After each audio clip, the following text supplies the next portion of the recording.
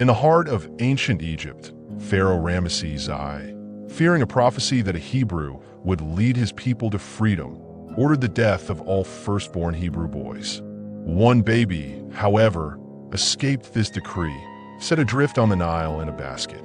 He was discovered by Bithiah, the Pharaoh's daughter, who named him Moses, meaning drawn from the water.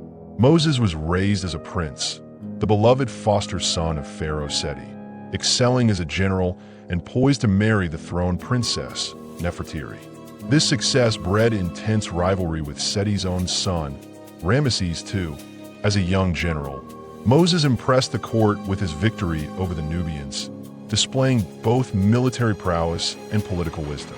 He was then charged with building the Great Treasure City, a task his rival Rameses had failed to complete. Working among the Hebrew slaves, Moses saw the brutal conditions. He intervened, saving an old woman, his birth mother, Yashabal, though he didn't know it, and freeing the courageous stonecutter, Joshua. Moses implemented reforms, demanding rest and food for the workers, declaring, "Blood makes poor mortar." Rameses used these reforms as proof that Moses was currying favor for an insurrection, yet Seti remained convinced of Moses' loyalty. The revelation of Moses' true heritage came when a servant, Memnon, told Nefertiti that Moses was the son of a Hebrew slave. After Memnon's murder, Moses sought out his foster mother, Bithiah, but his heart led him to the slave pits. There, Yashabal could not deny him, and his adult siblings, Aaron and Miriam, introduced themselves. Declaring he was not ashamed, Moses spent time working among the slaves, only to be confronted by the brutal reality of their bondage. When he saw an Egyptian master beating Joshua, Moses killed the Egyptian, an act witnessed by the devious Hebrew overseer, Dathan. Dathan immediately betrayed Moses to Rameses. Arrested and brought before Seti, Moses denied being the deliverer, but passionately argued that the enslavement and oppression of any people was evil.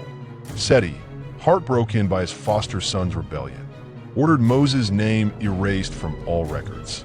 Rameses feared to execute him, instead banishing Moses to the desert to create no martyr.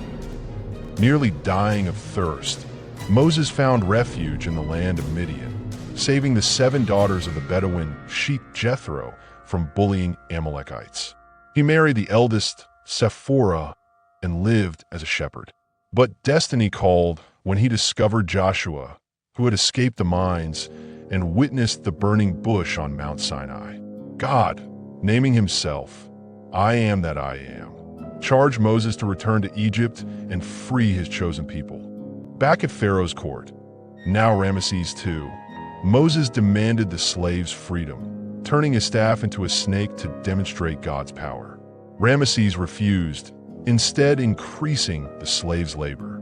As Moses continued to challenge him, Egypt was struck by divine plagues, water turning to blood, hail bursting into flame, and 3 days of darkness. But Rameses remained defiant. Moses delivered the final, terrifying prophecy, the death of all the firstborn of Egypt. In an eerily quiet scene, the angel of death swept through the streets, sparing only the homes marked with sacrifice lamb's blood. The angel killed all the firstborn of Egypt, including Pharaoh's own child. Broken and despondent, Pharaoh commanded Moses to take his people and leave. The exodus began. Goaded by his grieving wife, Nefertiti, Rameses quickly armed his armies and chased the former slaves to the shore of the Red Sea. Trapped, the Hebrews watched as Moses raised his staff and, through God's mighty hand, parted the massive waters. As the Hebrews raced over the seabed, the Egyptian army rode in hot pursuit. But God closed the waters, drowning every man and horse. Rameses watched in despair, finally confessing his God is God. At the foot of Sinai, while Moses ascended the mountain to receive the stone tablets containing the 10 Commandments, the Hebrews lost faith. Urged on by Dathan, they built a golden calf. Moses descended to behold their sin and, in a rage, hurled the tablets, causing the idol to explode and a fiery crevasse to swallow Dathan and his followers. God forced the people to endure 40 years of exile in the desert to prove their loyalty.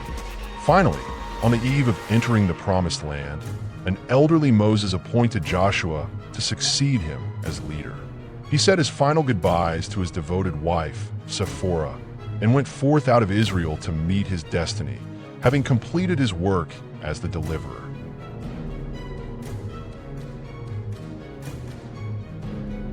Thank you for watching. If you enjoyed this video, drop a comment, hit the like button, and subscribe if you haven't already. Your support means everything.